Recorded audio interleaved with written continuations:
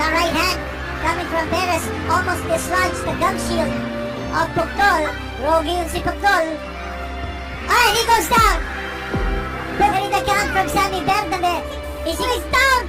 Sino itong Pinoy na boksingero na nilait ng lahat at sinabihang magtataho pero tumalo at ilang beses nagpabagsak sa anak ng tagapagmana ng pambansang kamao na si Eman Bacosa? Ang anak ni Pacman ay tinalo ng isa pa nating kababayan. Kaya naman ang batang Pinoy na boksingerong ito ay talaga namang sumira sa pangarap ni Pacquiao.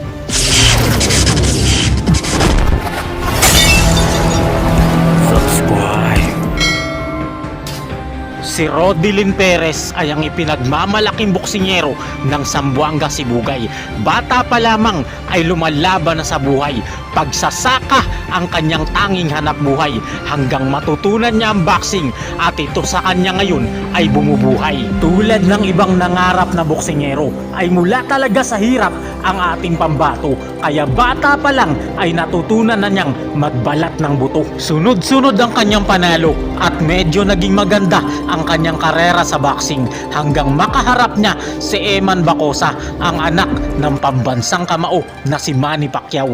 Sa unang paghaharap nila ni Eman Bacosa ay natalo po ang ating bida. Sinabihang magtataho, mahina at walang kwentang boksingero ng napakaraming mga tao.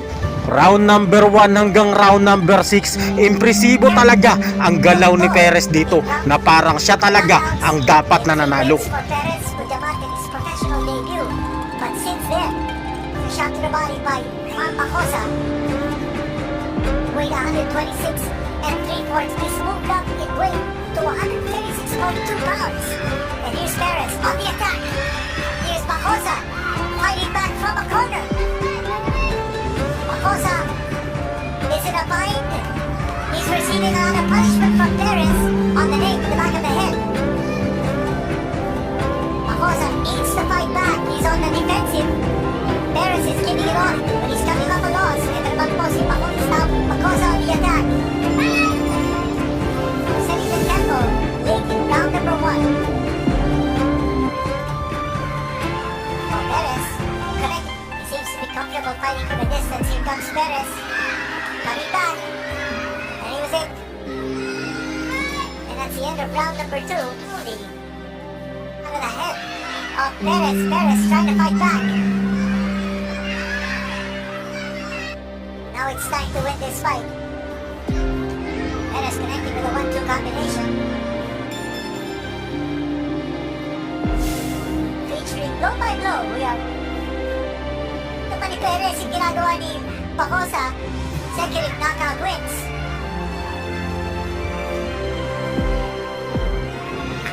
At right grin. Nakapigil yung kanyang ngiti. Oh, Perez connecting that. Bacosa hitting him with the right. Perez is coming back. Now here's Siege. What action we've seen. Who knows whether that right hand will be able to catch. Oh, the right hand of Perez got connected. And then Bacosa trying to come back. He missed. And then he tries to come back once more. Push up of Rodilyn Perez. But Bacosa's moving in. Then he's narrowing the gap. Now he's advancing. He's coming forward. Side-to-side movement by Perez. Tries to come back. Not able to launch a sustained attack.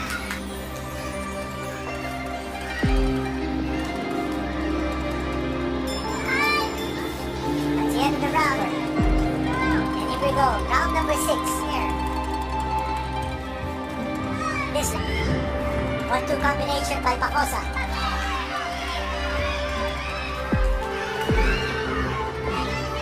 Perez is fighting back. He's taking a step back. But he's fighting and bumping.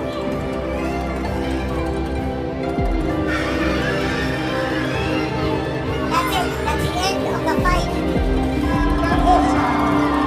Mula ng kanyang pagkatalo ay hindi siya tumigil sa kakaensayo. Hindi siya sumuko hanggang sunod-sunod ang kanyang naging panalo. Tinalo niya ang hari ng boxing sa lugar nila na si Christian King Galvez sa loob lamang ng round 3.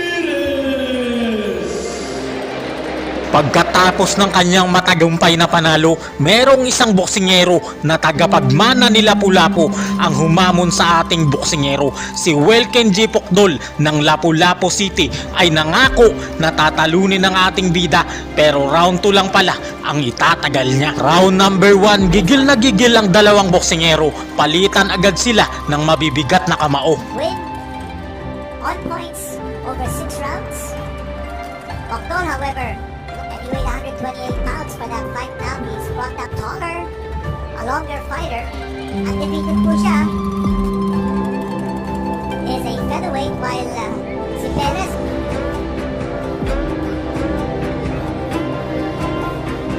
right hands no by Pukdol. Nakakapat. So naabutan siya ni Pukdol.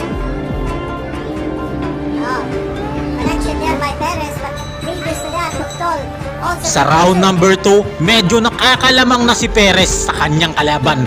All out war na ang labanan at knockout ang sinapit ng kanyang kalaban. I don't know if that's a smart thing to do. Perez to fend off Pukdol. Huwag niyo kalimutan, subscribe and follow us on our social media platforms. 1, 2, 3 combination as thrown by Perez. On the right hand, coming from Perez, almost dislodged the gum shield of Pukdol. Rogi yun si Pukdol. Alright, he goes down. Putting the count from Sammy Bernabé. He's down. He's out. Referee Sammy. Dumating na ang panahon, ang muling paghaharap ni Eman Bacosa versus Rogelin Perez para sa kampyonato ng Games in Amusement Board ng boxing sa Pilipinas. Round number 1, pinaghandaan talaga ni Rogelin Perez ang laban na ito, habang si Eman Bacosa ay broken hearted pa rin kay Jillian Ward dito.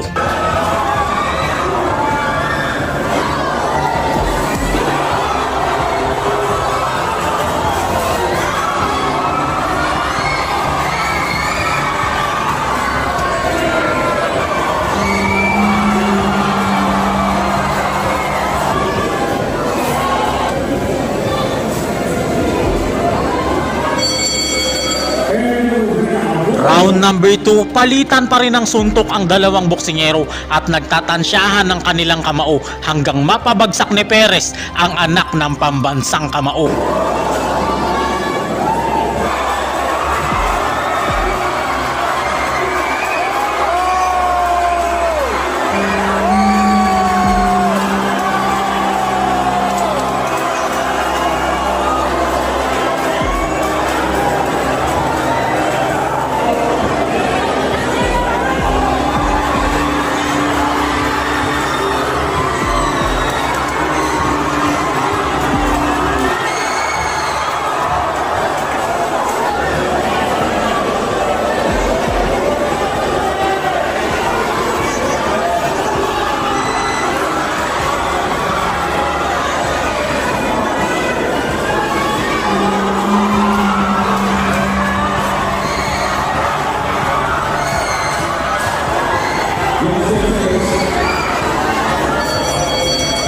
Round number 3, nawala na ng lakas at kumpiyansa si Eman Bacosa habang tuloy-tuloy lang sa pagbabato ng kamao ang kalaban niya at bagsak na naman ang anak ni Pacquiao sa kanya.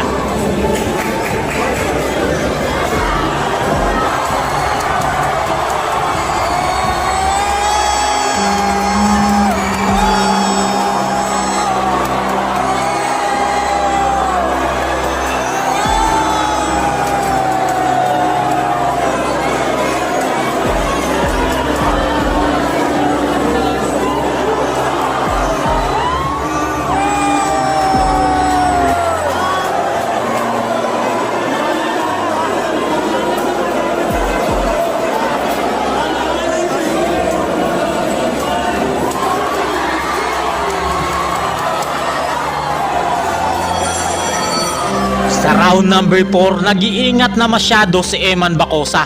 Ayaw na niya ulit bumagsak sa kamao ni Perez, kaya abang-abang na lang ang ginawa niya.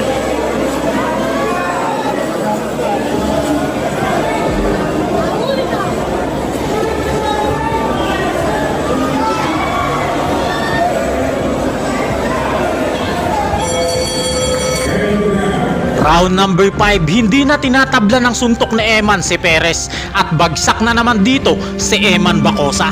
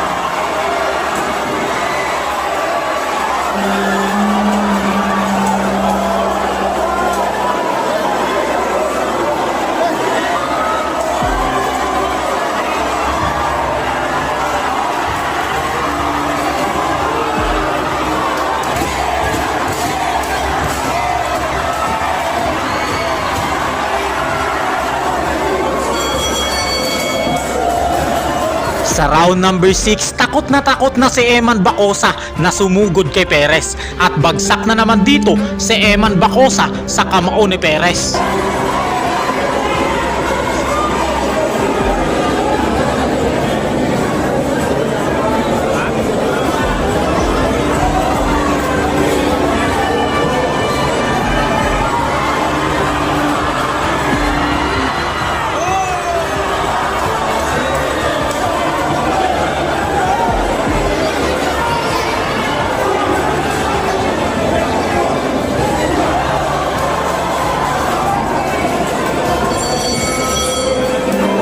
Round number 7, ganon pa rin ang senaryo. Bugbog sarado pa rin si Bacosa dito, ang tinaguriang tagapagmana at anak ng pambansang kamao.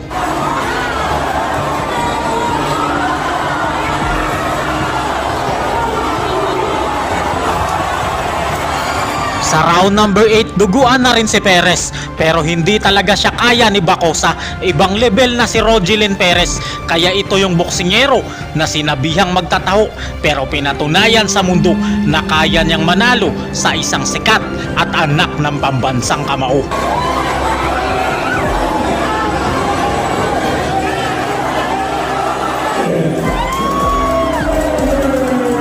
Si Rogelyn Perez ay isang buhay na patunay na kahit gaano ka man nabigo, nilait at natalo sa buhay, may pag-asa ka pa ring magbago at manalo sa buhay. God bless everyone.